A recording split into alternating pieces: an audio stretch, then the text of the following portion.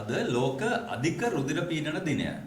ඉතින් මේක ඉතාම වැදගත් වෙනවා විශේෂයෙන්ම දරුවන්ටත් වැදගත් වෙනවා. මොකද දරුවෙක් ඉපදිච්ච දවසේ ඉඳලා අපි බලාගත්තේ නැත්නම් හරියට ඒ දරුවා වැඩිහිටියෙක් විදියට රුධිර පීඩනය විතරක් නෙමෙයි බෝන වන රෝග වලින් පීඩා විඳිනවා. ඉතින් අපේ දරුවෝ දැන් ඉස්සලා වගේ නෙමෙයි බෝ නොවන රෝග විශේෂයෙන්ම අධික රුධිර පීඩනය, දියවැඩියාව, තරබාරුකම අර ඒ වගේ රෝග බොහොමයක් වැඩි වෙලා තියෙනවා. පෞද්ගලික අවුරුදු කීපය බලනකොට. ඉතින් මේක වැඩි වෙන්න හේතු විදියට අපේ චර්යාවන් තමයි අපි අඳුර ගන්න ඕනේ. මොකද අපි ඉපදිලා පළවෙනි මාස 6 ඇතුළත මව්කිරි විතරක් දුන්නේ නැත්නම් මේ බොහොමයක් රෝගවලට අපිට මුහුණ දෙන්න වෙනවා. ඉතින් පළවෙනි මාස 6 මව්කිරි විතරක් දීපු අපේ දරුවන්ට අපි හරිම මෝඩ වැඩ කරන්නේ. මොකද අපි ලුණු සීනි කියන එක ඉක්මනටම අඳුන්වලා දෙනවා. ඇත්තරම සීනි කියන එකත් ඇත්තරම වස කියලා කියන්න වෙන්නේ. සීනි ලුණු දෙක අපි දරුවන්ට දිය යුතු නෑ.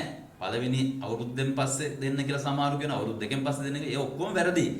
අවුරුදු දෙකකට පස්සේ වුණත් සීනි කියන එක අඳුන්වලා දෙන්න එපා. දැන් දරුවෙක්ට සීනි අඳුන්වලා දුන්නොත් තමයි ඒ දරුවන්ට සීනි ඕන වෙන්නේ. දැන් ලුණු අඳුන්වලා දුන්නොත් තමයි ඒ දරුවට ලුණු ඕන වෙන්නේ. ඒක නිසා අපේ ලුණු සහ සීනි භාවිතය වැඩි. ඒක අවම කරගන්න විශේෂයෙන්ම පුංචිම දරුවන්ට අවුරුද්දක් යනකම් ලුණු ලබා දෙන්න එපා. ඊට පස්සෙත් ඊටාම අවම ප්‍රමාණයක් අවශ්‍ය නම් ලබා දෙන්න. ඉතින් සීනි කියන එක ඊට වැඩිය භයානකයි. සීනි කියන එක අපි පුංචි දරුවන්ට අඳුන්වලා දුන්නොත් ඒ දරුවෝ සීනි ඉල්ලනවා. ඉතින් ඒ පුංචි දරුවෝ පුංචි කාලේ සීනි වැඩිපුර පරිභෝජනය කරාම වෙන දේ තමයි ඒ දරුවන්ගේ බර වැඩි වෙනවා. අධික බර, තරබාරුකම තියෙන දරුවෝ එන්නෙන්නම් වැඩි වෙනවා. ඉතින් මේ සමගම ඒ අධික තරබාරුකම නිසා රුධිර පීඩනය අපේ වැඩි වෙනවා. එතකොට ලුණු දීම නිසා, සීනි දීම නිසා, දෙකම දීම නිසා අපේ දරුවන්ට අධික රුධිර පීඩනය වැඩි වෙන්න පුළුවන්.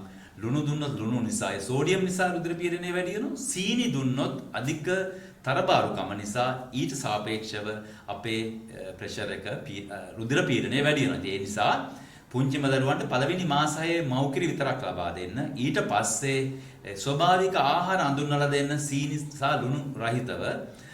ඊට අමතරව අපේ දරුවන්ට විශේෂයෙන්ම අවුරුදු 6ට වැඩි දරුවෝ අපි දකිනවා අධික රුධිර පීඩනය එන්න වැඩි වෙනවා. මේ අයටත් ප්‍රධාන හේතුව තමයි තරබාරුකම. ඊට අමතරව මේ දරුවන්ට අපි කෙටි ආහාර ලබා දීම, පැණිබීම ලබා දීම. ඒ දරුවන්ගේ ක්‍රියාකාරකම් අඩු වීම. විශේෂයෙන්ම අපේ දරුවෝ පාඩම් කරනවා, පොත් බලනවා ඊට වැඩිය ෆෝන් වලට ඇබ්බැහි වෙලා ඉන්නවා. හැබැයි ඒ දරුවෝන්ට ක්‍රියාකාරකම් වලට යොමු කරන්නේ නැහැ. විශේෂයෙන්ම එක්සර්සයිස් වලට යන්නෙම නැහැ. ඉතින් අපේ ජීවන රටාව වෙනස් වෙලා. දරුවෝ ෆෝන් එක බලනවා, ටීවී බලනවා, සෙල්ලම් කරන්නේ නැහැ, කැම ටික කනවා, කෙටි ආහාර ගන්නවා. විශේෂයෙන්ම සීනි, තෙල්, පැණි ආහාර, ලුණු තියෙන ආහාර වැඩිපුර ආහාරයට ගත්තොත් මේ දරුවෝ තරබාරු වෙනවා විතරක් නෙමෙයි, ඒ දරුවන්ගේ පීඩනය පවා වැඩි වෙන්න පුළුවන්, රුධිර පීඩනය වැඩි වෙන්න පුළුවන්.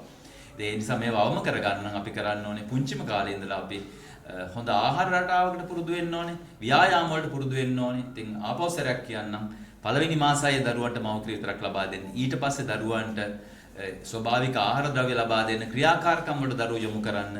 පළවෙනි අවුරුද්දේ ලුණු දෙන්නම එපා. ඊට පස්සෙත් ඉතාම අවම ප්‍රමාණයක් ලුණු අඳුන්වලා දෙන්න. සීනි දෙන්නම එපා. අවුරුදු දෙකක් අපි දෙන්න එපා කියලා කියන්නේ. හැබැයි ඊට පස්සේ වුණත් අත්‍යවශ්‍ය කාර්යයන් නිසා අවම විදිහට මේ සීනි ලුණු තෙල් වගේ දේවල් දුන්නොත් මම හිතනවා අපිට මේ පීඩනය, රුධිර පීඩනය අපිට අවම කරගන්න පුළුවන් වෙයි. මොන වගේ වයස ළමයින්ටද මේ රුධිර පීඩනය වැඩිම තියෙන්නේ? කොච්චරක් ඉන්නවද 100 ගණක් විතර? ඇත්තටම අවුරුදු 6න් පස්සේ දරුවන්ට එන්නෙන්නම රුධිර පීඩනය වැඩි වෙන බව අපි දකිනවා. ඉතින් මේකට ප්‍රධාන හේතුව තමයි ඒ දරුවන්ගේ බර වැඩි වීම. දැන් ඇත්තටම අවුරුදු 30කට ඉස්සෙල්ලා එක පන්තියක එක දරුවෙක් තමයි කලාතුරකින් හිටියේ තරබාරු ළමයි. දැන් පන්තියක 10ක් 15ක් තරබාරු ළමයි ඉන්නවා විශේෂයෙන් කොළඹ පාසල්වල. ඉතින් සාමාන්‍ය බර තියෙන දරුවෙක් ගැන හිතන්නේ මේ දරුවා මන්දපෝෂණීය දරුවෙක්ද කියලා. හැබැයි ලොකු ප්‍රශ්නයක් තරබාරුකම විශේෂයෙන්ම අවුරුදු 6න් පස්සේ තරබාරු වෙන අය අධික රුධිර පීඩනයට යොමු වෙනවා. හැබැයි අවුරුදු 6 වෙනකම් බලන් ඉන්න එපා. පුංචිම කාලේ ඉඳලා මේ දරුවන්ගේ බර ඕනෑමට වැඩි වෙනවා නම් ඒකට පරීක්ෂණ කරන්න. රුධිර පීඩනය වැඩි නම් ඒකට හේතු හොයාගන්න. ලුණු, සිහිනි, තෙල් වගේ ආහාර අවම කරගන්න. දැන් රුධිර පීඩන ළමයිගේ වැඩි වෙන්න හේතුව එකම හේතුව ලුණු සීනිද හොයාගෙන තියෙන විදිහට?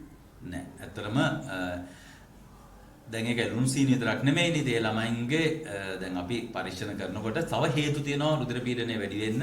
හෝමෝන වල අසාමාන්‍යතා තියෙනවා. වකුගඩු වල අකර්මණ්‍ය වීම, වකුගඩු ඩැමේජ් වීම තියෙනවා. ඉතින් අර ඒ වගේ හේතුත් තියෙනවා රුධිර පීඩනය වැඩි වෙන්න. හැබැයි දැන් අපි නිරීක්ෂණය කරපු දෙයක් තමයි ළමයි මහත් වෙනවා නම් ඒකට සාපේක්ෂව රුධිර පීඩනත් වැඩි වෙන ඉඩ කඩ තියෙනවා. අද මහත් වෙන එක හේතුවක් තමයි මේ සීනි අධික ආහාර, කෙටි ආහාර, තෙල් අධික ආහාර අපි දරුවන්ට ලබා දීම සහ දරුවෝ ක්‍රීඩා වලින් ඈත් වීම, ව්‍යායාම අවම වීම. දවසට කොච්චරක් විතර මේ වාර්තා වෙනවද දැන් ළමා රෝහලේ ගත්තාම රුධිර පීඩන වැඩි ළමයි? අපිට යම් කිසි ප්‍රමාණයක් වාර්තා වෙනවා හැම අවුරුද්දකම. හැබැයි ඒ වැඩිවීමක් අපි දකිනවා. ඒ නිසා තමයි අපි ආයාචනය කරන්නේ දරුවන්ට සෞඛ්‍ය සම්පන්න ආහාර වේලක් සහ සෞඛ්‍ය සම්පන්න විදියට ව්‍යායාම පුරුදු කරන්න. ෆෝන් එක බලන්න පාඩම් කරන්න විතරක් නෙමෙයි ඒ දරුවන්ට ව්‍යායාමත් අත්‍යවශ්‍යයි. විශේෂයෙන්ම එළවලු තියෙන ආහාර, එළවලු පළතුරු වැඩිපුර ආහාරයට ගන්න දෙන්න. ඒ මගින් පිටි, සීනි, තෙල් සහ ලුණු අඩු කරලා ඒ ස්වභාවික පළතුරු, ස්වභාවික එළවලු වැඩිපුර ආහාරයට ලබා දෙන්න. ව්‍යායාම ආපෝසරයක් ව්‍යායාම තමයි අපි වැඩිපුරම අනුපාත කරන්නේ. අඩු ගානේ පැය භාගයක් පැයක්වත් ඒ දරුවෙක්ට දවසකට සෙල්ලම් කරන්න ඉඩ කඩ සලසලා දෙන්න.